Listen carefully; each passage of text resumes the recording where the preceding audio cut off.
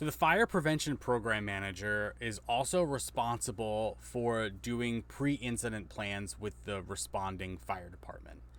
So there's many things that need to be considered for the responding fire department because the construction site's always going to be changing. So NFPA 241 has some specific things that need to be in place, as well as making sure that that responding fire department is aware of what's happening on the site, and being able to pre-plan with the fire prevention program manager is critical for that. So if you look below, we've got a checklist in the enhanced content here that goes over some of the items that should be discussed in the pre-incident plan meeting with the responding fire department. And that's going to be looking at things like fire department access, so talking about what type of fire department access is going to be needed and what is acceptable, looking at getting access to the site, so potentially having key boxes and things like that.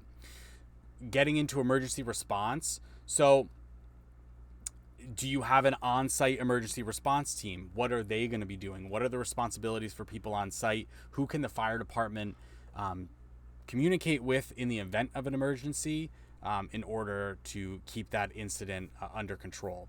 And then, is the command post being provided? NFPA 241 requires you to have a command post. That command post needs to be acceptable to the authority having jurisdiction, and you're going to have things like plans, emergency information, keys, and communication equipment all there for the fire department to use in the event of emergency. Next is water supply. Is there an adequate water supply for the fire department? So that might mean bringing in a temporary water supply if you don't have an established water supply yet, or making sure that that water supply is established before you start construction of that building. Again, all of that needs to be discussed with the fire department. Next is labeling.